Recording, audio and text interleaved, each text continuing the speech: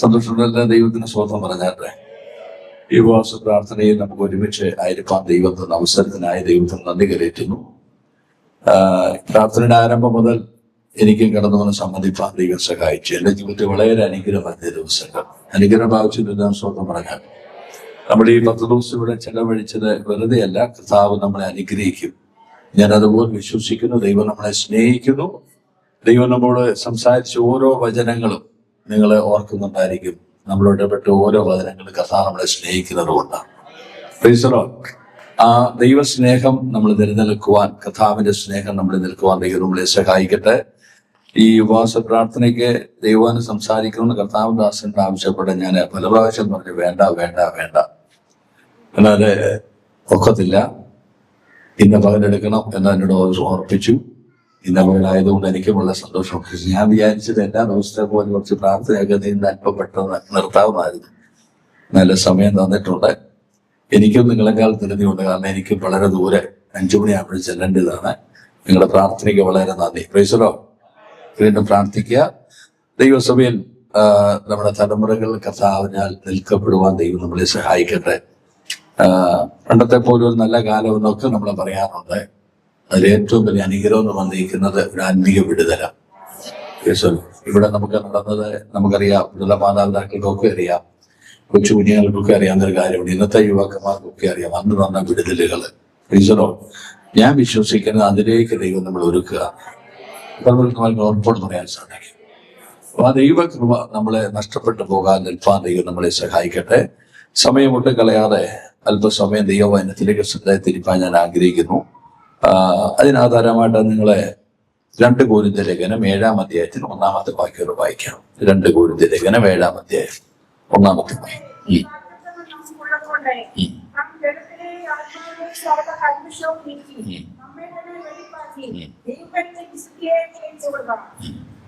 പ്രിയമുള്ളവരെ, ഈ വാഗ്ദത്തങ്ങൾ നമുക്കുള്ളത് കൊണ്ട് നാം ജഡത്തിലെയും ആത്മാവിലെയും സകല കന്മഷവും നീക്കി നമ്മെ തന്നെ വെടിപ്പാക്കി ദൈവഭയത്തിൽ വിശുദ്ധിയെ തിരിച്ചു. ഒരു നിമിഷം ഇവിടെ കണ്ണടയ്ക്കാം. കർത്താവിന്റെ സന്നിധിയിലേക്ക് വചനത്തിൻപാൽ നമ്മളെ ഏൽപ്പിച്ചൊരു നിമിഷം പ്രാർത്ഥിക്കാം. ദൈവമക്കളെ, നമ്മളെ കടന്നു വന്നത് ദൈവസന്നിധിയിലാണ്. നമ്മുടെ ആളുടെയും മിടുക്കോ നമ്മുടെ ആളുടെയും കഴിവൊന്നുമല്ല. ഇന്ന് വരെ നമ്മളെത്തുവാൻ ദൈവം നമ്മളെ സഹായിച്ചു.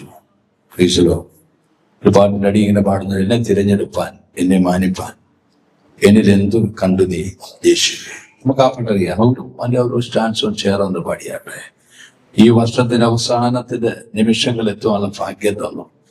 ഇത് നമ്മുടെ കൃപയല്ല, നമ്മുടെ കഴിവല്ല, നമ്മുടെ ബലമല്ല, ദൈവത്തിന്റെ ദൈവം മാത്രമാണ്. പ്രീസലോ, മുകളിൽ ചേർന്ന അടി ഒന്ന് പാടി ദൈവത്തിന് നന്ദി കരേറ്റി വചനത്തിലേക്ക് കിടക്കാം.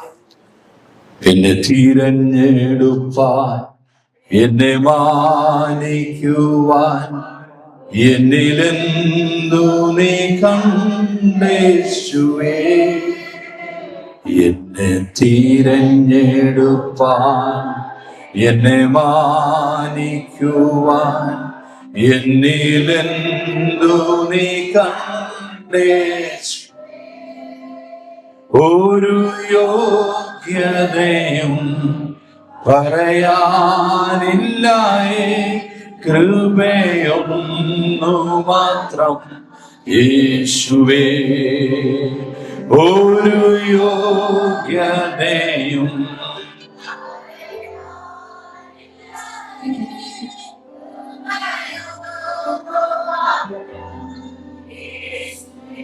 നമ്മുടെ ഈ വർഷത്തിന്റെ അവസാന ദിവസം കാണുവാൻ ഇടയായി തീർന്നത് ദൈവത്തിന്റെ കൃപയാണ്. ആ ദൈവകൃപയോർത്ത് അല്പം മിനിറ്റ് നമ്മുടെ ശബ്ദപുരത്ത് ദൈവത്തെ ഒന്ന് സ്തുതിച്ചാട്ടെ. ഒരു നിമിഷം നിങ്ങൾ ദൈവത്തിന് നന്ദി കരയറ്റിയാട്ടെ. ദൈവമക്കളെ, നമുക്കറിയാം, നമ്മളെ പല ഭവനങ്ങളിലും വേദനക്കൂടെ കടന്നുപോയി. നമ്മളെ പല പ്രിയപ്പെട്ടവരും രോഗികളായി തീർന്നു. അപകടങ്ങളൊക്കെ നമ്മുടെ ജീവിതത്തിന് നേരെ കടന്നു വന്നു. പ്രീശ്വരനെ പോലെ കാരണം ദൈവത്തിന് സ്തോത്രം ചെയ്താട്ടെ. സങ്കീർത്തനം വായിക്കുന്ന യഹോവ നമ്മുടെ പക്ഷത്തില്ലായിരുന്നുവെങ്കിൽ, പ്രീശ്വരനെ പോലെ കലവാർക്കോർത്ത് നമുക്ക് ദൈവത്തിന് സ്തോത്രം. കർത്താവേ, ഞങ്ങളെ നടത്തിയതിന്റെ സ്നേഹത്തിനായി സ്തോത്രം, ഞങ്ങളെ കരുതിയതിന്റെ കരുതലിനായി സ്തോത്രം, ഞങ്ങളുടെ ഭവനങ്ങൾ വിലാപ ഭവനങ്ങളായി മാറാമായിരുന്നു ദൈവമേ.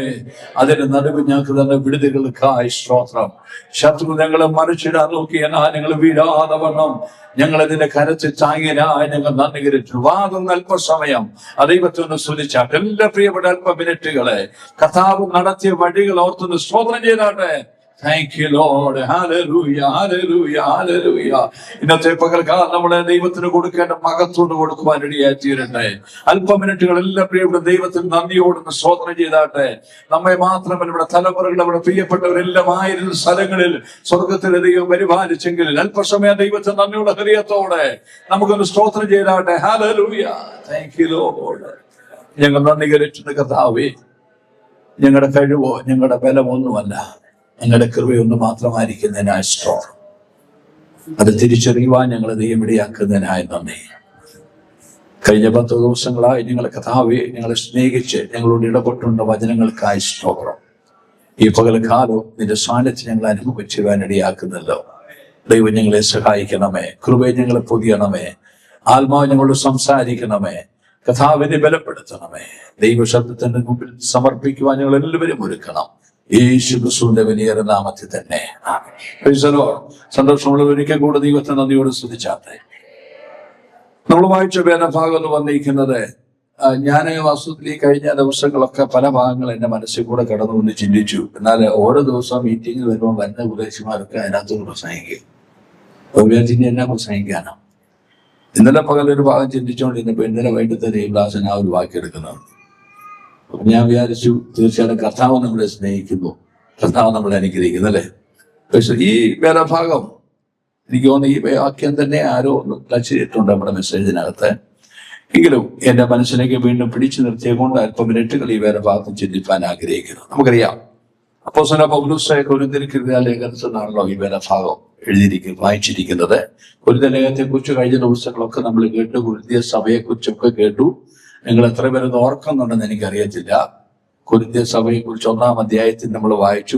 കൊരിന്ത്യ ലേഖനം 1-ാം അധ്യായത്തിൽ നമ്മൾ വായിപ്പാൻ ഇടയായിത്തീരുന്നു. കൊരിന്ത്യ സഭയുടെ പ്രത്യേകതകൾ ഓർക്കുന്നുണ്ടെന്ന് പറഞ്ഞാട്ടെ നിങ്ങള്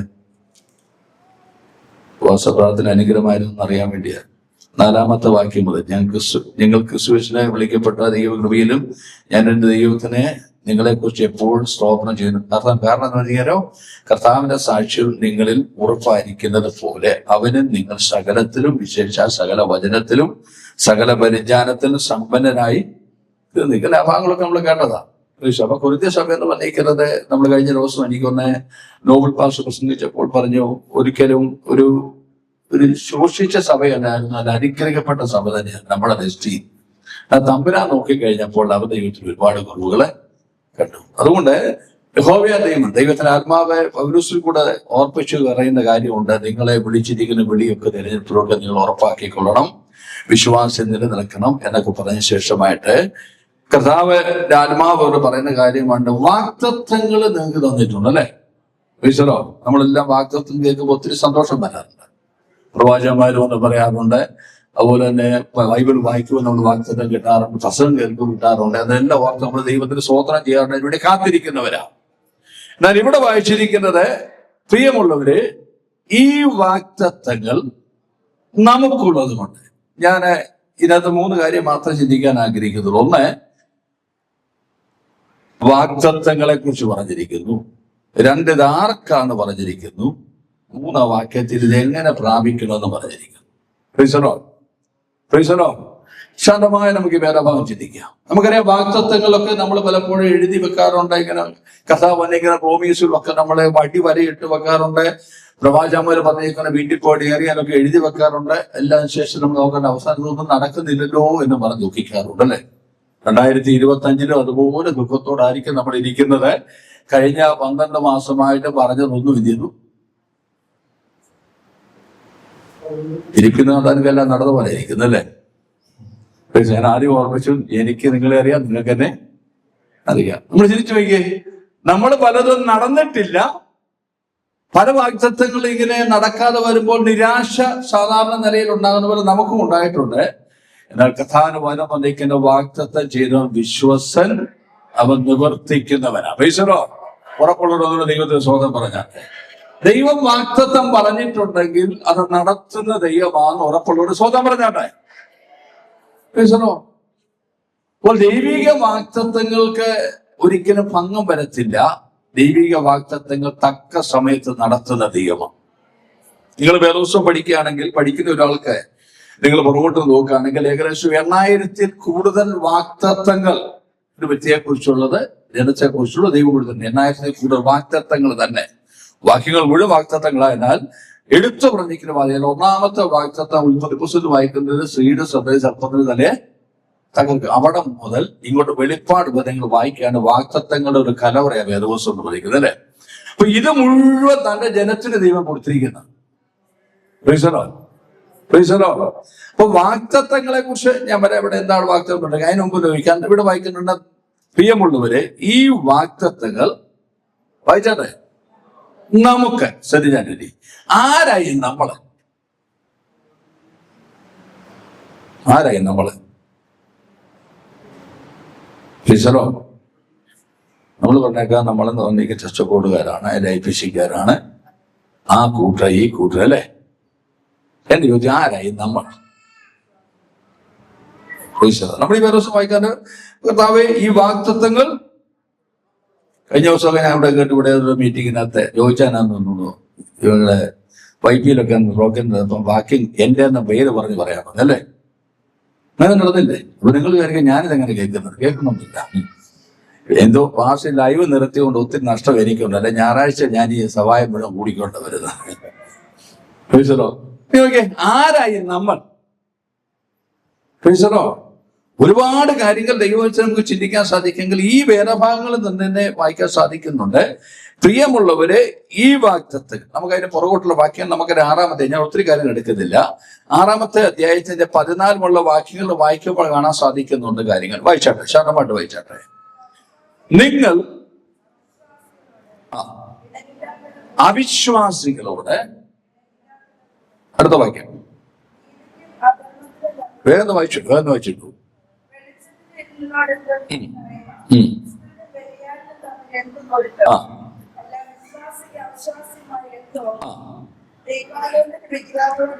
അടുത്ത വാക്യം, നാം ജീവനുള്ള ദൈവത്തിന്റെ, പറഞ്ഞാട്ടെ, നമ്മളെന്ന് പറഞ്ഞിരിക്കുന്ന ദൈവത്തിന്റെ ആലയമായിരിക്കുന്നവർ. വ്യാഖ്യാനിക്കാൻ ഞാൻ സമയം എടുക്കുന്നില്ല, കാരണം കഴിഞ്ഞ ദിവസങ്ങളൊക്കെ ഒരുപാട് കാര്യങ്ങൾ പരിശുദ്ധാത്മാവിൽ കൂടെ പല ദൈവാശ്രമങ്ങൾ നൽകിയിട്ടുണ്ട്. ഇവിടെ വായിക്കുന്നുണ്ട്, നാം ജീവനുള്ള, നീ ആ വാക്യം ശ്രദ്ധിച്ചാട്ടെ. പ്രിയമുള്ളവര്, ഈ വാഗ്ദത്തങ്ങൾ ജീവനുള്ള ദൈവത്തിന്റെ ആലയമായിരിക്കുന്നവർക്കുള്ളതാണ്. നമുക്കറിയാം പൗലോസിനെ ഈ കൊരിന്ത്യർക്കെന്ന ലേഖനം എഴുതിക്കുന്ന പറഞ്ഞ കാര്യങ്ങൾ ശ്രദ്ധിക്കാൻ സാധിക്കുന്നുണ്ട്. 2 കൊരിന്ത്യർ നമ്മൾ വായിച്ചല്ലോ, നമ്മളെ വായിക്കും. 1 കൊരിന്ത്യരിലേക്ക് വന്നാട്ട് 1 കൊരിന്ത്യർ ലേഖനം അവിടെ ഇങ്ങനെ വായിക്കുന്നത് 3-ാം അധ്യായത്തിന്റെ 16-ാമത്തെ വാക്യം വായിച്ചേ.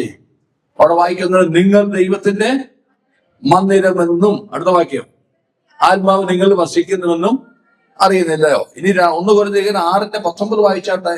1 കൊരിന്ത്യർ 6-ാം അധ്യായത്തിന്റെ 19-ാമത്തെ വാക്യം, ദൈവത്തിന്റെ ദാനമായ ദൈവത്തിന്റെ ആത്മാവ് നിങ്ങളിലിരിക്കുന്നു. നിങ്ങൾ ശ്രദ്ധിക്കണം, നാമെന്ന് പറയുന്നത് ജീവനുള്ള ദൈവത്തിന്റെ ആലയമായിരിക്കുന്നവരെ കുറിച്ചാണ്.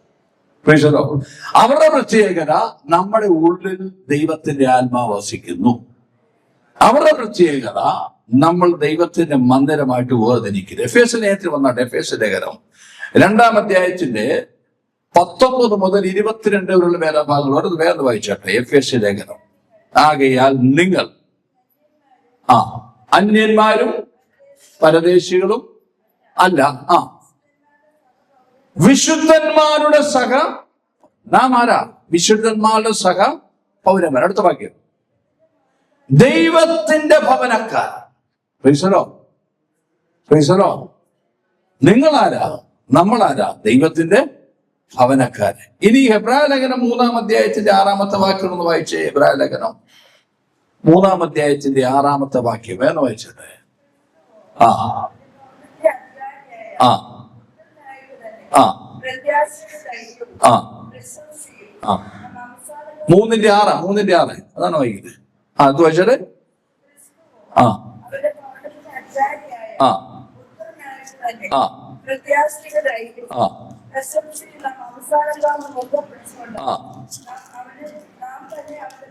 നാം തന്നെ അവന്റെ ശ്രദ്ധിച്ചാട്ടെ, യേശു ക്രിസ്തുവിനെ സ്വീകരിച്ച് യേശു ക്രിസ്തുവിൽ വിശ്വസിച്ച് കർത്താവുമായിട്ടുള്ള ബന്ധത്തിൽ നിലനിൽക്കുന്നവർ പറഞ്ഞിരിക്കുന്ന കാര്യമാണ് നാം ആണ് അവന്റെ ഭവനക്കാരൻ.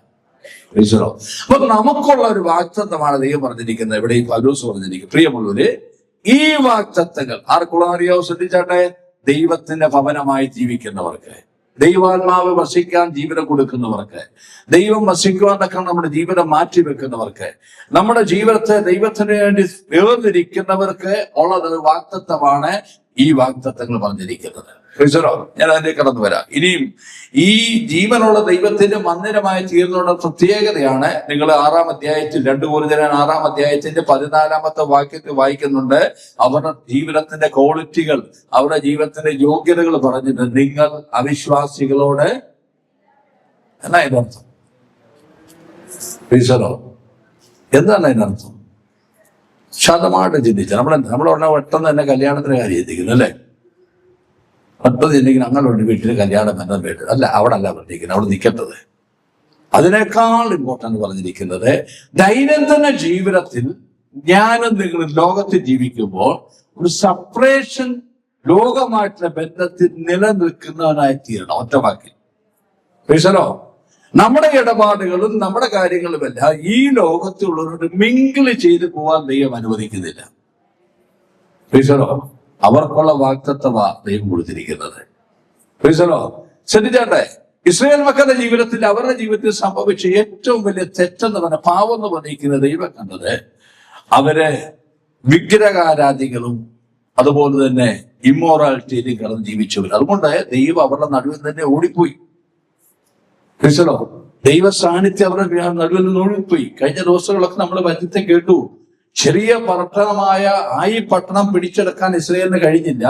കാരണം വായിക്കുന്നത്, ദൈവ സാന്നിധ്യം അവരുടെ എതിരും ഇല്ലായിരുന്നു. ദൈവ സാന്നിധ്യം നഷ്ടപ്പെട്ട് കഴിഞ്ഞപ്പോൾ അവര് പരാജയത്തിലേക്ക് കടന്നുപോയി. അവരുടെ ജീവിതത്തിൽ വളരെ ബലഹീനമായിട്ട് തോന്നി. ശത്രു അവരെ ജയമെടുപ്പാൻ ഇടയായിത്തീർന്നു. വളരെ മെച്ചോട്ടം കേട്ട ഈ ദിവസങ്ങളെല്ലാം ഓർത്ത് നോക്കുക. നമ്മോടുള്ള വാഗ്ദത്തം വന്നിരിക്കുന്നത്, നാം ദൈവത്തിന്റെ മന്ദിരമാണ്, നാം ദൈവത്തിന്റെ ജനമാണ്, നാം ദൈവത്തിന് വേണ്ടി ജീവിക്കാൻ വേർതിരിക്കപ്പെട്ടവരാണ്.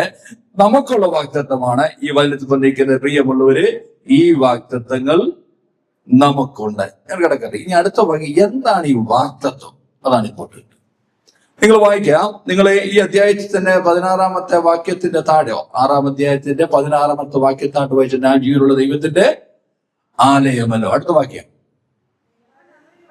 ഞാൻ അവരിൽ വസിക്കുകയും അവരുടെ ഇടയിൽ നടക്കുകയും. അടുത്ത വാക്യം, ഞാൻ അവർക്ക് ദൈവവും അവർ എനിക്ക് ജനവുമായിരിക്കും. വാഗ്ദത്തം മറന്നു പോകരുത്. നമ്മളെ അതാക്കും ഇതാക്കും എന്ന് പറയുന്നില്ല. അതിനൊക്കെ ഇമ്പോർട്ടന്റ് കാതലായ വിഷയം ദൈവം പറഞ്ഞിരിക്കുന്നത്, ഞാൻ അവർക്ക് ദൈവമായിരിക്കും, അവർ എനിക്ക് ജനമായിരിക്കും. ഒന്ന് പറഞ്ഞാട്ടെ, ഞാൻ അവർക്ക് ദൈവമായിരിക്കും, അവരെനിക്ക് ജനമായിരിക്കും. ഞാൻ ഒന്ന് പറക്കാൻ ഉറപ്പിക്കാം, നമ്മുടെ ജീവിതത്തിൽ 2025 നിങ്ങൾ പരാജയമെന്ന് ചിന്തിച്ചിരുന്നെങ്കിൽ വിജയത്തിലേക്ക് പോകാനുള്ള ഏക വഴി ദൈവത്തിന് നമ്മുടെ ജീവിതത്തിൽ സ്ഥാനം കൊടുക്കണം. ദൈവത്തിന് നമ്മുടെ ജീവിതത്തിൽ ഇടം കൊടുക്കണം. സാധാരണമായിട്ട് ജനിച്ചു ചോദിക്കുക, നമ്മളെ രാമനാക്കൽ ദൈവമക്കളെ നമ്മളെല്ലാവരും ദൈവത്തെ ആരാധിക്കണവരാ. ഇന്ന് ശാന്തമായിട്ട് ഞാൻ ചോദിക്കട്ടെ, കർത്താവ് നമ്മളെ നോക്കിയിട്ട് പറയും, ഞാൻ നിങ്ങളുടെ ഇടയിലുണ്ട്, ഞാൻ നിങ്ങളുടെ ഇടയിലുണ്ട്, നിങ്ങൾ എന്റെ ജനമാ. നിങ്ങൾ താട്ട് വായിക്കുമ്പോൾ അതിന്റെ 18-ാമത്തെ വാക്യത്തിൽ വായിക്കുക, 12 വാക്യത്തിൽ 1-ാമത്തെ 16-ാമത്തെ 18-ാമത്തെ വാക്യത്തിൽ വായിക്കുന്നു. വായിച്ചാട്ട് വാക്യം, ഞാൻ നിങ്ങളുടെ കൈക്കൊണ്ട് നിങ്ങൾക്ക് പിതാവും എനിക്ക് നിങ്ങൾ എനിക്ക് പുത്രന്മാരും പുത്രിമാരും. നിങ്ങളുടെ വാക്ക് ശ്രദ്ധിച്ചാട്ടെ, എനിക്ക് നിങ്ങൾ പുത്രന്മാരും പുത്രിമാരും. ശാന്തമായിട്ട് ചിന്തിക്കേണ്ട കാര്യം. ഞാൻ വലിയ ബഹളത്തിനൊന്നും പ്രസംഗിക്കുന്നത്, നിങ്ങൾ ശാന്തമായിട്ട് ചിന്തിച്ചാട്ടെ. സ്വർഗത്തിലെ ദൈവം 2025 അവസാന നിമിഷം നോക്കിയിട്ട് പറയാണ്, നിങ്ങൾ എനിക്ക് പുത്രിമാരും പുത്രന്മാരും ആണോ? നമ്മൾ ചിന്തിക്കണം, കർത്താവിന്റെ വാഗ്ദത്തം എന്ന് പറഞ്ഞിരിക്കുന്നത്, ഞാൻ നിങ്ങളുടെ ഇടയിൽ വസിക്കും, നിങ്ങൾ എന്റെ ജനമായിരിക്കും. അതാണ് ഏറ്റവും വലിയ വാഗ്ദത്തം. ഞാൻ ഓർപ്പിക്കുക, ഈ ഭൂമിയിൽ മറ്റൊന്നും നമ്മുടെ ജീവിതത്തിൽ നേടാൻ പറ്റിയില്ലെങ്കിലും ദൈവം നമ്മുടെ കൂടെ ഉണ്ടെങ്കിൽ പരാജയം സംഭവിക്കത്തില്ല. ഒരു 2026 പോകാൻ നമ്മൾ ആഗ്രഹിച്ചിരിക്കുമ്പോൾ നിങ്ങൾ ഒറ്റ പ്രാർത്ഥന പ്രാർത്ഥിച്ചാൽ മതി. കർത്താവേ, ഞാൻ ഇവിടുന്ന് അങ്ങനെ ആഗ്രഹിക്കുന്നെങ്കിൽ, എനിക്ക് അനുവദിക്കുന്നെങ്കിൽ പുതുവർഷത്തെ പ്രവേശിക്കുമ്പോൾ എന്റെ കൂടെ ഒന്ന് വരണം. കർത്താവ് നമ്മുടെ കൂടെ ഉണ്ടെങ്കിൽ വിജയം നിശ്ചയമാണ്. കർത്താവ് നമ്മുടെ കൂടെ ഉണ്ടെങ്കിൽ പരാജയം സംഭവിക്കത്തില്ല. കർത്താവ് നമ്മുടെ കൂടെ ഉണ്ടെങ്കിൽ പ്രതികൂലങ്ങൾ നമുക്കൊരു വിഷയമല്ല. അവൻ നമ്മുടെ കൂടെ ഉണ്ടെങ്കിൽ പ്രശ്നങ്ങൾ വിഷയമല്ല. കാരണം യഹോവയാ ദൈവം പറഞ്ഞിട്ടുണ്ട്, യുദ്ധം വന്നപ്പോൾ ഇസ്രായേൽ പറഞ്ഞിട്ടുണ്ട്, നിങ്ങൾ പേടിക്കണ്ട, ഞാൻ ഏറ്റെടുക്കുക, അല്ലെ, ഞാൻ നിങ്ങൾക്ക് വേണ്ടി യുദ്ധം ചെയ്തോളാം, ഞാൻ നിങ്ങൾക്ക് വേണ്ടി മുമ്പേ പൊക്കോളാം.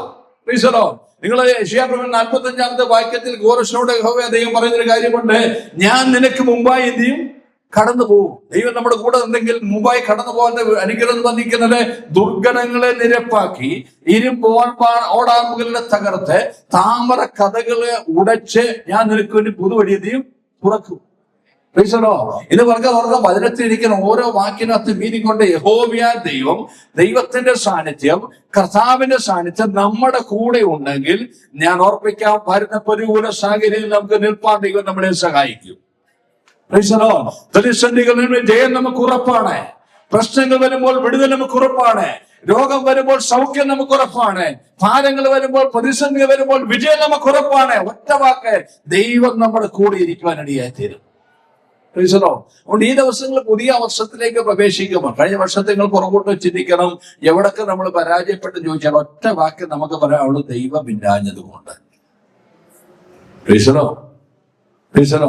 എവിടെയൊക്കെയോ നമുക്ക് പരാജയം സംഭവിച്ചെങ്കിൽ ശാന്തമായിട്ട്, ആരും കൂടെ പറയേണ്ട, ആരും ഒരു പ്രവാചകൻ നമ്മുടെ തലയെ കഴിച്ചു പറഞ്ഞിട്ട് നമുക്ക് നോക്കിയാൽ മതി, ദൈവം നമ്മുടെ കൂടെ ഇല്ല. ദൈവം കൂടെ ഉണ്ടെങ്കിൽ പരാജയമില്ല. ദൈവം കൂടെ ഉണ്ടെങ്കിൽ പ്രശ്നമില്ല. പ്രശ്നത്തിന് മേൽ പരിഹാരം നൽകുന്നവനാ കൂടെയുള്ളൂ, അല്ലെ? ഇതിനെ പോലെ ഉറപ്പുള്ള ദൈവത്തിന് സ്വന്തം പറഞ്ഞാട്ടെ. ഇവിടെ വായിക്കുന്നുണ്ട്, നമ്മുടെ ജീവിതത്തിൽ നമ്മളെ കുറിച്ച് ദൈവം ആഗ്രഹിക്കുന്ന ഈ വാഗ്ദത്തത്തിന് നമുക്ക് ദൈവം തന്നിരിക്കുമ്പോൾ യോഗ്യത ഉള്ളതായി ജീവിക്കുന്നുള്ളതാണ്. നിങ്ങൾ പുറപ്പാട് ദിവസം വായിക്കും, ഒരുപാട് വേദഭാഗങ്ങൾ എന്റെ മനസ്സിലുണ്ടെങ്കിൽ ഞാൻ വായിക്കുന്നു. പുറപ്പാട് ദിവസം വായിക്കുമ്പോൾ ഇസ്രായേൽ മക്കളോട് ദൈവം പറഞ്ഞ കാര്യമാണ്. 29-ാമത്തെ അധ്യായത്തിന്റെ 45-46 വാക്യമൊക്കെ വായിക്കും പറയുന്നുണ്ട്. യഹോവയാ ദൈവം ആവർത്തിച്ച് പറയുന്ന കാര്യം വായിച്ചാട്ടെ. പുറപ്പാട് ദിവസം 29-ാം അധ്യായത്തിന്റെ 45-46 വാക്യം അത് വായിച്ചാട്ടെ. ഞാൻ ഇസ്രായേൽ മക്കളുടെ നടുവിൽ വസിക്കുകയും അവർക്ക് ദൈവമായിരിക്കുകയും ചെയ്യും. ദൈവം പ്രോമിസ് കൊടുക്കുക. അടുത്ത വാക്യം,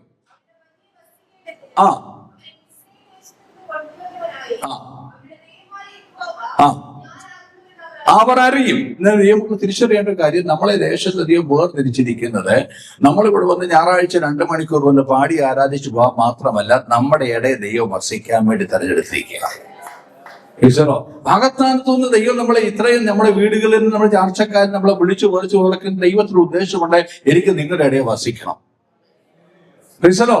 എനിക്ക് നിങ്ങളുടെ ഇടയിൽ, ഞാൻ ചോദിക്കട്ടെ, നമ്മുടെ ആരാധനയിൽ കർത്താവിന്റെ സാന്നിധ്യം വസാറുണ്ടോ? ശാന്തമായിട്ട് ചോദ്യം. കർത്താവിന്റെ സാന്നിധ്യം ഉണ്ടെങ്കിൽ അവിടെ വിജയം പ്രാപിച്ചാൽ മടങ്ങി പോകുന്നതാണ്. എത്രയോ ആരാധന നമ്മൾ സമയം ചെലവാക്കി തിരിച്ചു വീട്ടിൽ പോയി, അല്ലെ? ചിന്തിക്കണം. കഴിഞ്ഞ വർഷങ്ങളിൽ നമ്മുടെ ജീവിതത്തിന്റെ എത്രയോ പ്രാർത്ഥനയ്ക്ക് മറുപടി പ്രാപിക്കാൻ നമ്മൾ കടന്നുപോയി. ഒറ്റ വാക്ക് എനിക്ക് മറുപടി പറയാനുള്ളൂ, കർത്താവ് ഉണ്ടായിരുന്നു എന്ന് നമ്മൾ ചിന്തിക്കണം. പാട്ടുണ്ടായിരുന്നു, പ്രാർത്ഥന ഉണ്ടായിരുന്നു, അന്യഭാഷ ഉണ്ടായിരുന്നു, എല്ലാം ഉണ്ടായിരുന്നു. എന്റെ ചോദ്യം, ദൈവം വസിക്കുവാൻ ഇട ഒരുക്കി കൊടുത്തിരുന്നോ നമ്മുടെ ആരാധനയെ? എന്റെ ചോദ്യം, നമ്മുടെ ഓരോ പ്രശ്നത്തിന് നടുവിൽ ദൈവം വസിക്കാൻ ഇടം കൊടുത്തിരുന്നോ? ശ്രേമൊക്കെ പറയുന്നത്, ഞാൻ അവളുടെ ഇടയിൽ വസിക്കുമ്പോൾ അവര് തിരിച്ചറിയും. എത്ര പേർ ദൈവസാന്നിധ്യം തിരിച്ചറിഞ്ഞ് ഇവിടുന്ന് പോയിട്ടുണ്ട്? എത്ര പേർ നിങ്ങളുടെ വീട്ടിനകത്ത് ദൈവസാന്നിധ്യം തിരിച്ചറിഞ്ഞിട്ടുണ്ട്? നമ്മുടെ പ്രശ്നത്തിന് നടുവിൽ ദൈവസാന്നിധ്യം തിരിച്ചറിഞ്ഞിട്ടുണ്ട്? നമ്മളെ ആശ്വസിപ്പിക്കുന്ന, സഹായിക്കുന്ന, ആശ്വാസത്തിന്റെ വാക്ക് നൽകുന്ന ദൈവസാന്നിധ്യം നമ്മൾ എത്ര പേർ തിരിച്ചറിഞ്ഞിട്ടുണ്ട്? നമ്മൾ നിങ്ങൾ വായിക്കാൻ പറ്റില്ല. ലേവ്യ പുസ്തകത്തിൽ വന്നാട്ടെ. ലേവ്യ പുസ്തകം 26-ാം അധ്യായത്തിന് വന്നാട്ടെ. 26-ാം അധ്യായത്തിന്റെ അതിന്റെ ഒന്നുമുള്ള വാക്യം വായിക്കേണ്ടത് 13-ാമത്തെ വാക്യം വായിച്ചാട്ടെ. ലേവ്യ പുസ്തകം 26-ാം അധ്യായം 1 മുതൽ നിങ്ങൾ താഴ്ത്തു വായിക്കുമ്പോൾ കാണാൻ സാധിക്കുന്നത്, ദൈവത്തിന്റെ അനുസരിച്ച്, വചനം അനുസരിച്ച് ജീവിക്കുന്നവർക്കുള്ള അനുഗ്രഹങ്ങളാണ് പറഞ്ഞിരിക്കുന്നത്. അവിടെ ആവർത്തിച്ച് പറഞ്ഞു, ഞാൻ അവളുടെ ഇടയിൽ വസിക്കും. അതുകൊണ്ടുള്ള അനുഗ്രഹങ്ങൾ. ഇനി 26-ാം അധ്യായം 14 വായിക്കണ്ട. 14 മുതൽ 46 വരെ അവരെ അനുസരിക്കാതെ നടന്നപ്പോൾ ഇന്ന വിഷയങ്ങൾ നിങ്ങൾക്കുണ്ടാകും. അതുകൊണ്ടുള്ള പ്രശ്നങ്ങൾ നിങ്ങൾ വീട്ടിൽ പോയി വായിച്ചാൽ മതി. ലേവ്യ പുസ്തകം 26-ാം അധ്യായം 1 മുതൽ 13 വരെ ദൈവം വസിക്കുന്ന വചനം അനുസരിച്ച് ദൈവത്തെ അനുസരിച്ചവർക്കുള്ള പ്രോമിസുകളാണ് നിങ്ങൾക്കുള്ള അനുഗ്രഹങ്ങൾ നിങ്ങൾ ലഭിച്ചത്. അത് പറഞ്ഞിട്ടുണ്ട്, ഞാൻ നിങ്ങളുടെ ഇടയിൽ വസിക്കും. താഴ്ത്തു വായിക്കാണ് സാധിക്കുന്നത്, നിങ്ങൾ എന്റെ വാക്ക് അനുസരിക്കാതെ പോലുകൊണ്ട് ഞാൻ വസിക്കുന്നില്ല, അതുകൊണ്ടുള്ള പരാജയങ്ങൾ. നിങ്ങൾ യിരെമ്യാ പ്രവചനം വായിക്കുമ്പോഴും 31-ാമത്തെ അധ്യായത്തിന്റെ 33-ാമത്തെ വാക്യം വേണം വായിച്ചു. യിരെമ്യാ പ്രവചനം 31-33 വേഗം വായിച്ചോട്ടെ. യിരെമ്യാ പ്രവചനം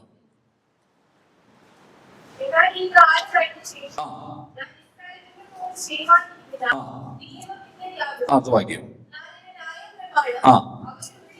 ഞാൻ എന്റെ ന്യായപ്രമാണം ഉള്ളിലാക്കും, അവരുടെ ഹൃദയങ്ങളിൽ എഴുതും, ഞാൻ അവർക്ക് ദൈവമായും അവരെനിക്ക് ജനമായിരിക്കും. പ്രോമിസ, വാഗ്ദത്തം. ഞാൻ അവർക്ക് ദൈവമായും അവരെനിക്ക് ജനമായിരിക്കും. 38-ാമത്തെ വാക്യത്തിൽ 32-ാമത്തെ 38-ാമത്തെ വാക്യം അത് തന്നെ പറഞ്ഞിരിക്കുന്നത്, ഞാൻ അവർക്ക് ദൈവമായും അവരെനിക്ക് ജനമായും ഇരിക്കും. ദൈവമക്കളെ ഞാൻ ഓർപ്പിക്കട്ടെ, കർത്താവ് നമ്മളിൽ നിന്ന് ആഗ്രഹിക്കുന്നത് ദൈവം വസിക്കുവാൻ നമ്മൾ ഇടമുണ്ടായി കൊടുക്കണം.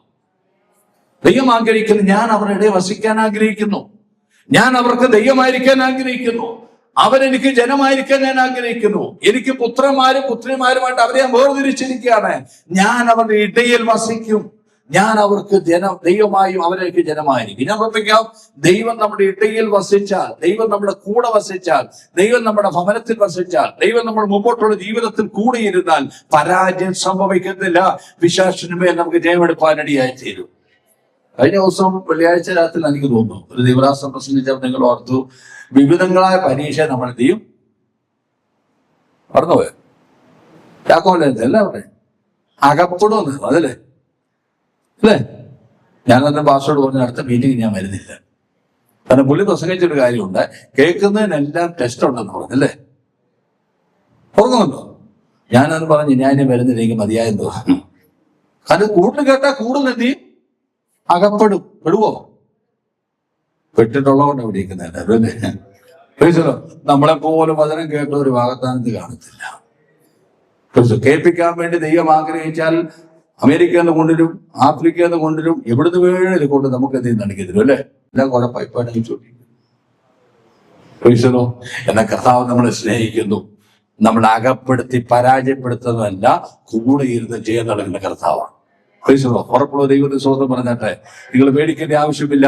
നമ്മുടെ കൂടെ ഇരിക്കുന്ന ദൈവ സാന്നിധ്യമുണ്ട്, നമ്മളെ നടത്തുന്ന ദൈവ സാന്നിധ്യമുണ്ട്. ഞാൻ വിശ്വസിക്കുന്നത് അടുത്ത വർഷത്തിലേക്ക് പ്രവേശിക്കാൻ ദൈവം നമുക്ക് അനുവാദം നൽകുന്നെങ്കിലും ഞാൻ വിശ്വസിക്കുന്നത് നമ്മുടെ പ്രാർത്ഥന ഇങ്ങനെ ആയിരിക്കണം, കർത്താവ് എന്റെ കൂടെ ഒന്ന്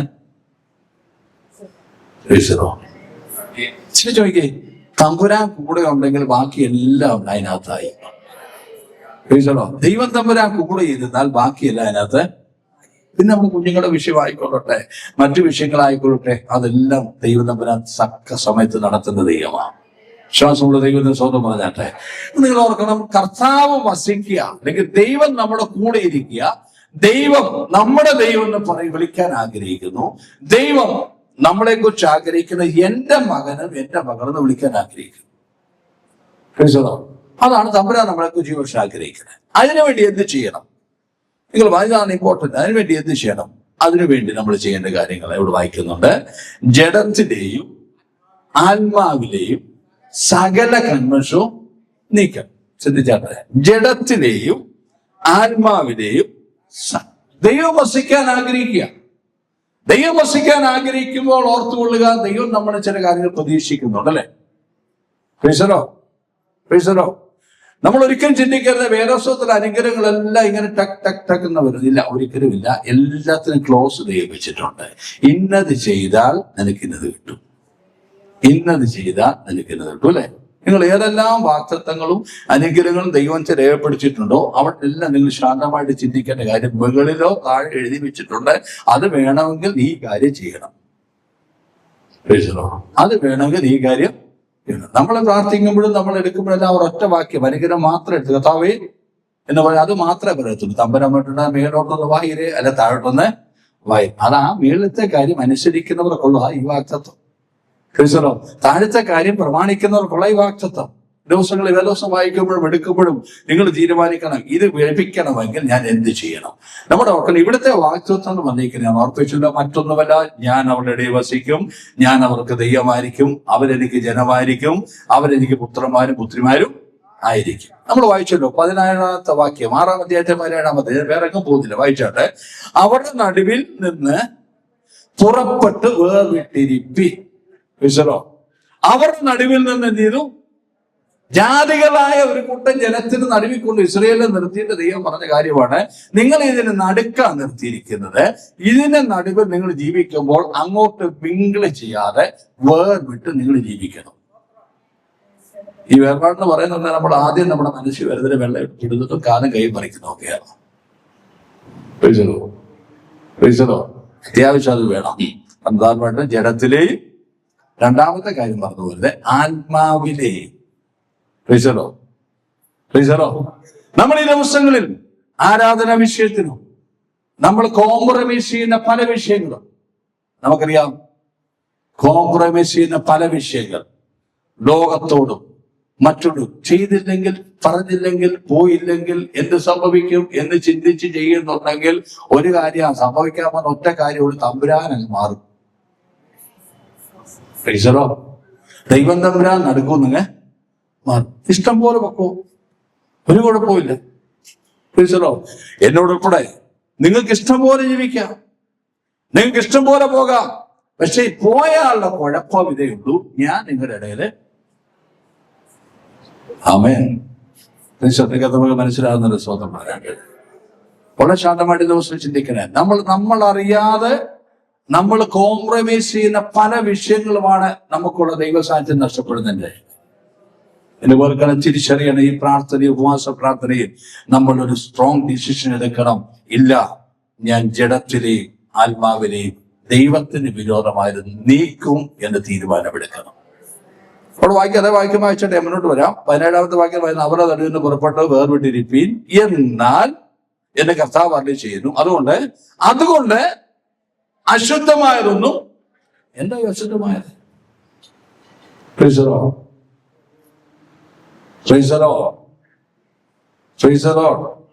വിഗ്രഹാനുസൃതമോ ദൈവഹിതമല്ലാത്തതോ നമ്മുടെ ജീവിതത്തിലെ മ്ലേച്ഛതവൻ. നിങ്ങൾ ഇതിന്റെ മൂലഭാഷയിൽ 7-ാം അധ്യായത്തിന് 1-ാമത്തെ വാക്യത്തിന്റെ മൂലഭാഷയിൽ ഇംഗ്ലീഷ് ട്രാൻസ്ലേഷൻ പഠിച്ചു നോക്കാൻ നിങ്ങൾ വളരെ വ്യക്തമായിട്ട് പറയുന്നുണ്ട്. വൃത്തികേടായ കാര്യങ്ങൾ ജഡത്തിലെ ആത്മാവിനെ നിങ്ങൾ നീക്കണം. അങ്ങനെ വീക്ഷിക്കുന്നത് ചിന്തയിൽ വരുന്നത്, പ്രവൃത്തിയിൽ വരുന്നത്. ശരീരത്തിന് പറയുമ്പോൾ ജഡത്തിൽ വരുമ്പോൾ പ്രവൃത്തിയിൽ വരുന്നത്, ചിന്തയിൽ വരുന്നത്, ആത്മാവിൽ വരുന്നത്. നമ്മളോർത്തുക, നീക്കെങ്കിൽ മാത്രമേ ദൈവം നമ്മുടെ ഇടയിൽ വസിക്കത്തുള്ളൂ. ഈ വാക്തത്വം നമുക്ക് പ്രാപിക്കാൻ കഴിയത്തുള്ളൂ. നിങ്ങൾ റോമാനയത്തേക്ക് വന്നാണ്, റോമാനഗരം 12-ാം അധ്യായത്തിന്റെ 1-2 വാക്യം. കഴിഞ്ഞ വർഷങ്ങൾ 3-4 ദൈവദാസന്മാർ ആവർത്തിച്ച വാക്യം തന്നെ വായിച്ചാട്ടെ. റോമാനഗരം 12-ാം അധ്യായം 1-2 വാക്യം. സഹോദരന്മാരെ ഓർപ്പിച്ച് പ്രബോധിപ്പിക്കുന്നത് ആരാധനയായി ശരീരങ്ങളെ ഒന്നാമത്തെ കാര്യം ജഡത്തിലെ എന്ത് ചെയ്യണം? ജഡത്തെ, ശരീരങ്ങളെ ജീവനും വിശുദ്ധിയും ദൈവത്തിന് പ്രസാദമുള്ള യാഗമായി സമർപ്പിപ്പീൻ. ജഡത്തിലെ നീക്കണമെങ്കിൽ ഒറ്റ വഴി, ശരീരങ്ങളെ ജീവനും വിശുദ്ധിയും ദൈവത്തിന് പ്രസാദമുള്ള എന്താ യാഗം? പഴയ നിയമത്തിന്റെ വാക്ക് ഉദ്ധരിച്ച പൗലോസ് അപ്പോസ്തലൻ റോമർക്ക് എഴുതിയിരിക്കുന്ന. കാരണം അവരെ യാഗത്തെക്കുറിച്ച് നന്നായിട്ട് റോമറുള്ള വിശ്വാസികൾക്കറിയാം. വിശ്വാസ നീതീകരണം എന്ന വിഷയത്തെ താൻ ഊന്നി പറഞ്ഞുകൊണ്ടിരിക്കുമ്പോൾ താൻ പറയാണ്, നമ്മളൊരു യാഗമായി തീരണം. അല്ലെ? ഈ യാഗത്തിന്റെ പ്രത്യേകത നിങ്ങൾ ചിന്തിച്ചു നോക്കിയാട്ടെ. പഴയ നിയമകാലമായിരുന്നെങ്കിൽ ഒരു കാളയോ ആടിനെയോ കൊണ്ടുവന്ന് ഞാൻ കഴിക്കാൻ കൊടുക്കുമ്പോൾ പുരോഹിതൻ അതിനെ അറുത്ത് അതിന്റെ തോലൊക്കെ ഒഴിച്ച് അതിന്റെ അകത്തുള്ള അശുദ്ധിയെല്ലാം മാറ്റി നന്നായിട്ട് കഴുകി മാംസം എടുത്ത് കത്തിക്കൊണ്ടിരിക്കുന്ന യാഗപീഠത്തിൽ വെച്ചിട്ട് പൂർണ്ണമായി ഇതിൽ കത്തി ദഹിപ്പിക്കും. അല്ലെ? അതേ വേട പറഞ്ഞിരിക്കുന്നത്, യാഗമായി സമർപ്പിപ്പീൻ. എന്റെ ചിന്ത, ജഡത്തിന്റെ ചിന്ത, എന്റെ വാക്കുകൾ, ജഡത്തിന് പറഞ്ഞ പ്രവൃത്തികൾ, ഇത് മുഴുവൻ തമ്പുരാന്റെ അടുത്തേക്ക് കൊണ്ടുവന്നിട്ട് ദൈവസന്നിധിയിലേക്ക് ഏൽപ്പിച്ചു കൊടുത്ത് യാഗമായി സമർപ്പിച്ചു കൊടുത്തെങ്കിൽ മാത്രമേ ജഡത്തിലെ കന്മഷം നീങ്ങത്തുള്ളൂ. ഉപവാസപ്രാർത്ഥന നിങ്ങളെല്ലാവരും ഇവിടുന്ന് കയറ്റി അങ്ങ് വിടുമെന്നുള്ള ആനയ്ക്ക് അതല്ല ഉദ്ദേശിക്കുന്നത്. നമ്മൾ ഈ ദിവസം ശുദ്ധീകരണത്തിലേക്ക് മടങ്ങി വരണം. കാരണം കർത്താവ് നമ്മളെ സ്നേഹിക്കുന്നുണ്ട്. കർത്താവ് നമ്മളെ ഇടയിൽ വസിക്കാൻ ആഗ്രഹിക്കുന്നുണ്ട്. കർത്താവ് നമുക്ക് ജയം നൽകാൻ ആഗ്രഹിക്കുന്നുണ്ട്. നമ്മുടെ അവസ്ഥകൾക്ക് മാറ്റം നൽകാൻ ആഗ്രഹിക്കുന്നുണ്ട്. നമ്മുടെ ഈ ദിവസങ്ങൾ ഏൽപ്പിച്ചു കൊടുത്ത് പ്രാർത്ഥിക്കണം, കർത്താവേ എന്റെ ജീവിതത്തെ ക്രമീകരിപ്പാൻ എന്നെ സഹായിക്കണമേ. അവിടെ വായിക്കുന്നുണ്ട്, നിങ്ങൾ യാഗമായി സമർപ്പിപ്പിൻ. അത് ജഡത്തിന്റെ കർമ്മം. അടുത്ത വാക്യം വായിച്ചട്ടെ. ഈ ലോകത്തിന് അനുരൂപമാകാതെ നന്മയും പ്രസാദവും പൂർണ്ണതയുള്ള ദൈവഗണമെന്ന് തിരിച്ചറിയുന്നതിന് വേണ്ടി മനസ്സ് പുതുക്കി. ഒന്നും ശ്രദ്ധിച്ചാട്ടെ, തമ്പുരാനെ അറിയേണ്ടതിന് വേണ്ടി മനസ്സൊന്ന് പുതുക്കി. ഒത്തിരി വ്യാഖ്യാനങ്ങൾ അതിനകത്ത് ഉണ്ട്, ഞാൻ സമയം എടുക്കുന്നില്ല. ശ്രദ്ധിച്ചാട്ടെ, നമ്മുടെ ആത്മാവ് നമുക്ക് വേദപുസ്തകത്തിൽ പഠിക്കുമ്പോൾ ദൈവിക വിടുതൽ എന്ന് പറഞ്ഞിരിക്കുന്നത് ആത്മീകമുണ്ട്, ഭൗതികമുണ്ട്, ശാരീരികമാണ്. യേശു അത്ഭുത പ്രവർത്തിപ്പ് നിങ്ങൾ കാണാൻ സാധിക്കുന്നുണ്ട്. ശരീരത്തിന്റെ രോഗികളെ സൗഖ്യമാക്കി അല്ലേ, പേശലോ. അതുപോലെ തന്നെ കാണാൻ സാധിക്കുന്ന ഭൂതഗ്രസ്തന്റെ ഭൂതവര്യനും വിട്ടുപോയി. ആത്മീയമായ ഒരു വിടുതൽ അവനുള്ളിൽ കൊടുത്തു. ഇതിനെല്ലാം ലക്ഷ്യം എന്ന് പറഞ്ഞിരിക്കുന്നത് ഇവരെല്ലാം ദൈവത്തിലേക്ക് തിരിയാൻ വേണ്ടി.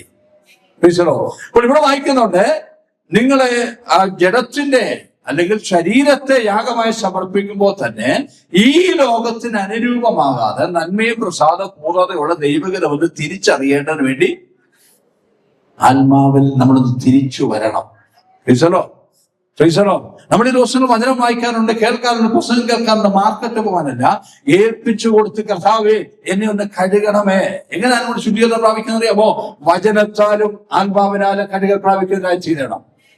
ദിവസവും നമ്മുടെ ജീവിതത്തിൽ ഉണ്ടായിരിക്കണം.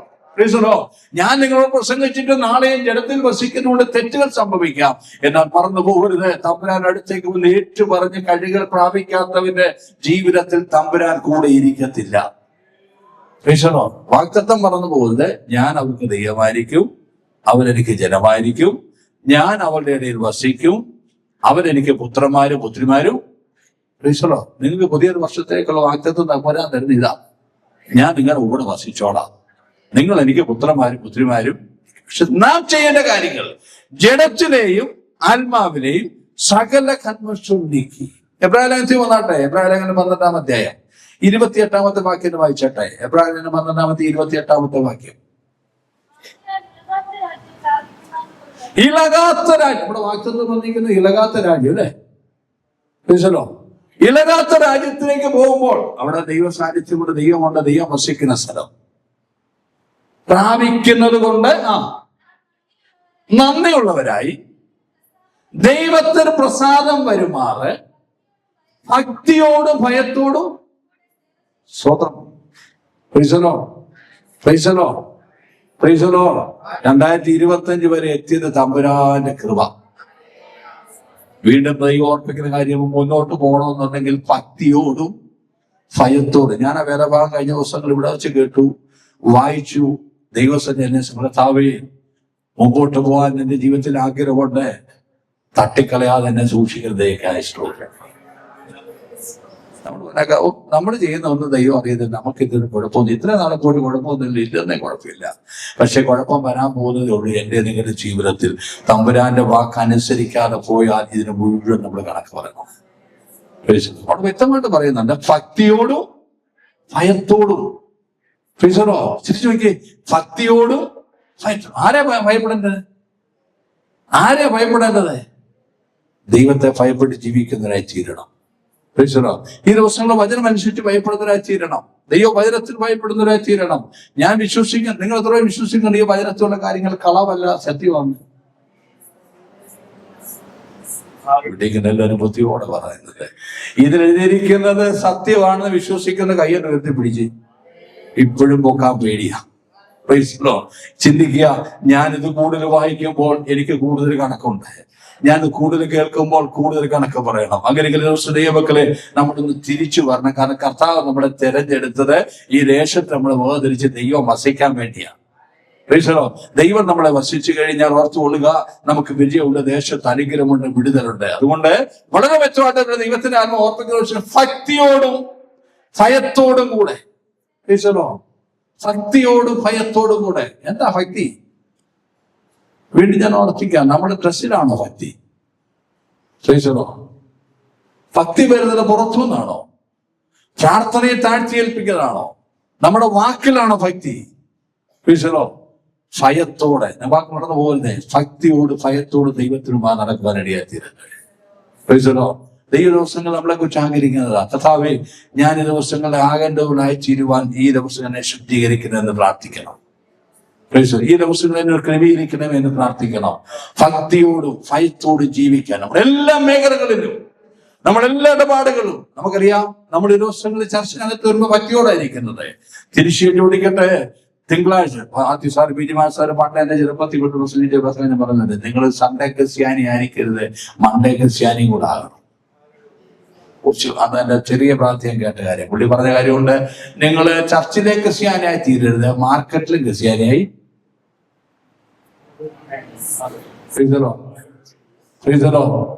കൂടുതലൊന്നും കേട്ടില്ല അന്ന് കേട്ട വാക്കുകൾ ഇങ്ങനെയാണ്: നിങ്ങൾ ചർച്ചിലെ ക്രിസ്ത്യാനിയായിട്ട് മാത്രം ഇരിക്കരുത്, മാർക്കറ്റിലെ ക്രിസ്ത്യാനിയായി ഇരിക്കണം. സൺഡേ ക്രിസ്ത്യാനായിട്ട് മാത്രം ഇരിക്കരുത്. ചിന്തിച്ചു വയ്ക്കുക. നമ്മുടെ ദിവസം ചിന്തിക്കണം, കർത്താവേ എനിക്ക് അതിന് കഴിയണമെന്ന് നിങ്ങൾ പ്രാർത്ഥിക്കണം. ഭക്തിയോടെ ജീവിക്കുവാൻ. സഭയ്ക്കകത്ത് ഞാൻ ഈ ദിവസങ്ങളിൽ വളരെ വായിക്കുകയും കേൾക്കുകയും ചെയ്യുമ്പോഴൊക്കെ എന്നെ തന്നെ ഒന്ന് സമർപ്പിക്കാൻ വേണ്ടി നമ്മളറിയാം, നമുക്ക് തന്നെ ഭവനത്തിൽ നമ്മുടെ വാക്കുകളെ, നമ്മുടെ പ്രിയപ്പെട്ടവരുടെ ഇടപാടുകളെ, സംസാരങ്ങളെ, പുറത്തുള്ള ഇടപാടുകളെ, ഇതെല്ലാം നോക്കുന്നത് ദൈവം പറയുന്നത്, ഞാൻ ആഗ്രഹിക്കുന്നത് എനിക്ക് നിന്റെ കൂടെ വസിക്കാനാണ്. തിരിച്ചൊരു ഭക്തിയോടും ഭയത്തോടും കൂടെ ദൈവസന്നിധിയിൽ തീരുമാനിക്കുക. നിങ്ങൾ ഈ ഇസ്രായേലിന്റെ ചരിത്രം മുഴുവൻ പഠിച്ചു നോക്കുമ്പോൾ ഒരു കാര്യമുണ്ട്. ദൈവത്തിന്റെ വാഗ്ദത്തങ്ങളിൽ നിന്ന്, ദൈവം കൊടുത്ത അരുളപ്പാടിൽ നിന്ന് വ്യതിചലിച്ചവർ പോയി. ആ സമയത്ത് അവർക്ക് ആഹാരം കൊടുത്തു. സങ്കീർത്തനം വായിക്കുന്നുണ്ട്, 40 ആണ്ട് എനിക്ക് ജനത്തോട് എന്ത് ചെയ്തു? നീരസം ഉണ്ടായിരുന്നു, മന്ന നിന്ന് പോയില്ല, വെള്ളം നിന്ന് പോയില്ല, കയ്പൊന്നും അതിന് വിഷയം കൊടുത്തില്ല, എല്ലാം മാറ്റി കൊടുത്തു, പ്രാർത്ഥിച്ച് എല്ലാം കിട്ടി, കാടയും കൊടുത്തു, അവർക്ക് മന്നയും കൊടുത്തു, കഴിഞ്ഞ ദിവസക്കാരുടെ എല്ലാ അനുഗ്രഹങ്ങളും ദൈവം അവർക്ക് കൊടുത്തു. അവസാനം എട്ടി വെച്ചേക്ക് എനിക്ക് അവരോട് നീരസം. മെറ്റീരിയൽസിങ്ങോ എല്ലാം കിട്ടുന്നത് കൊണ്ടോ തമ്പുരാൻ പോക്കറ്റാന്ന് ചിന്തിക്കരുത്. ദൈവം ഒറ്റ കാര്യമുള്ളൂ, എനിക്ക് നിങ്ങളുടെ ഇടയിൽ നിന്ന് വസിക്കണം. ഞാൻ നിങ്ങളുടെ ദൈവമായിരിക്കാൻ ആഗ്രഹിക്കുന്നു. നിങ്ങൾ എൻ്റെ മകനായിരിക്കാൻ ഞാൻ ആഗ്രഹിക്കുന്നു. നിങ്ങൾ എൻ്റെ മകളായിരിക്കാൻ ഞാൻ ആഗ്രഹിക്കുന്നു. അതുകൊണ്ട് നിങ്ങളുടെ ജീവിതത്തിൽ ഭക്തിയോടും ഭയത്തോടും ജീവിക്കാൻ തീരുമാനിക്കുക.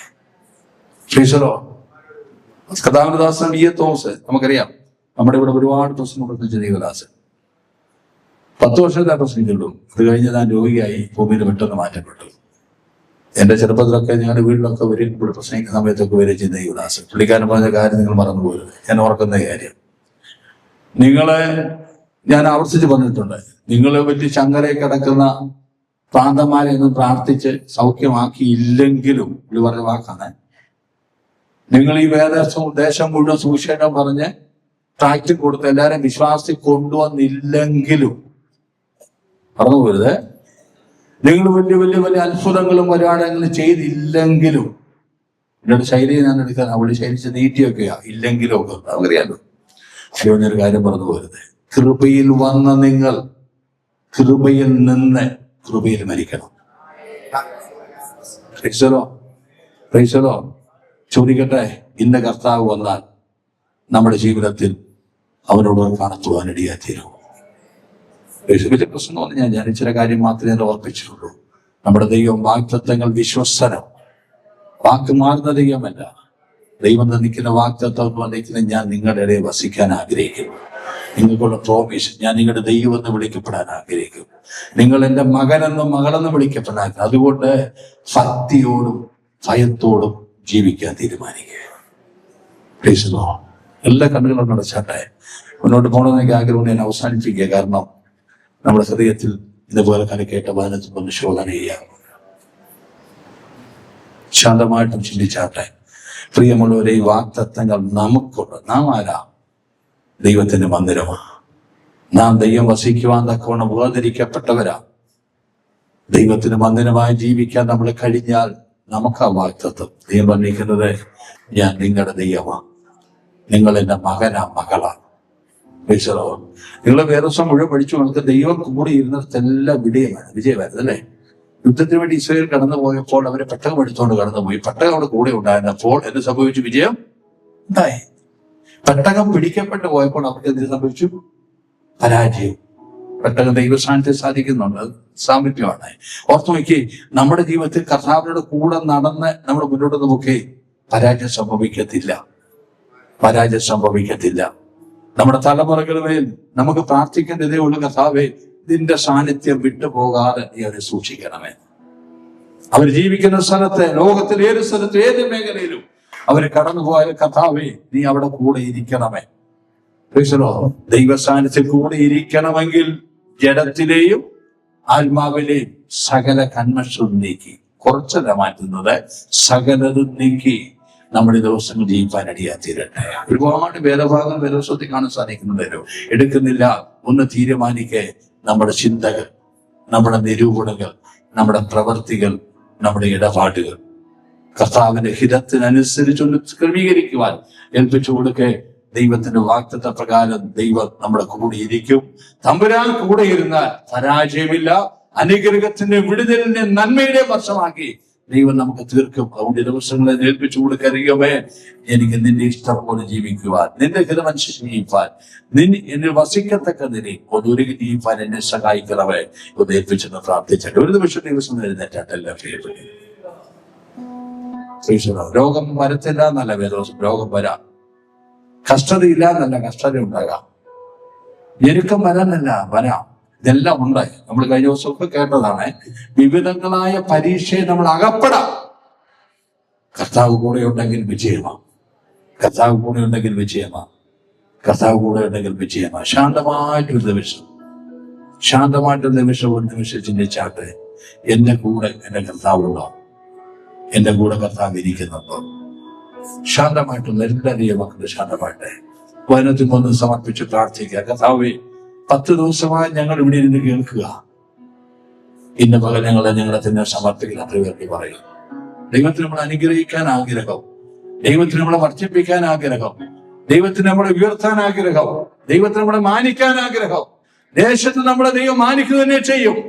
ദൈവം ആഗ്രഹിക്കുന്നത് എനിക്ക് ദേശത്തോട് പറയണം, ഞാൻ ഇവരുടെ ഇടയിലുണ്ട്. അതിനു വേണ്ടി നമ്മളെ എല്ലാവരും ഒരു നിമിഷം സമർപ്പിച്ചു. കർത്താവേ, എന്റെ ജീവിതത്തിലെ കുറവുകൾ എന്റെ സഭയ്ക്ക് അനുഗ്രഹമാകരുത്. എന്റെ ജീവിതത്തിലെ കുറവുകൾ എന്റെ കുഞ്ഞുങ്ങൾക്ക് അനുഗ്രഹമാകരുത്. ഞാൻ എന്നെ തന്നെ സമർപ്പിക്കുന്നതിനെക്കുറിച്ച് പ്രാർത്ഥിക്കും.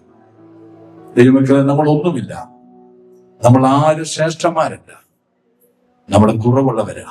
എന്റെ തമ്പുരാന്റെ കയ്യിലേക്ക് ഒന്ന് ഏൽപ്പിച്ചു കൊടുക്കിയ ദിവസം ഈ ഉപവാസ പ്രാർത്ഥന നമ്മളൊന്ന് മടങ്ങി വരുന്ന ദിവസങ്ങളായി മാറട്ടെ.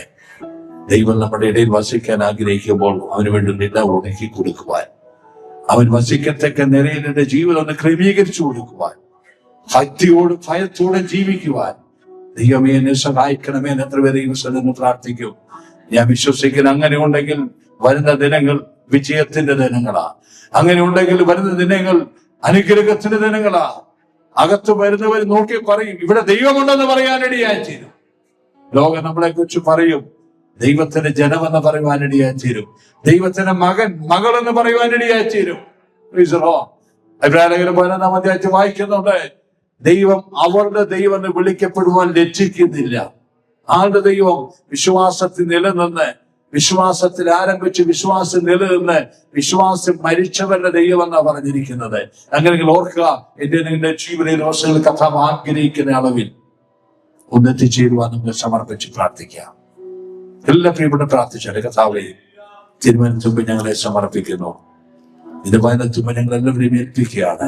ഈ 10 ദിവസം ഞങ്ങൾ കേട്ട തിരുവചനങ്ങൾ ഞങ്ങളുടെ ജീവിതത്തിൽ അനുഗ്രഹമായി തീരുവാൻ ഞങ്ങളെ സഹായിക്കണമേ.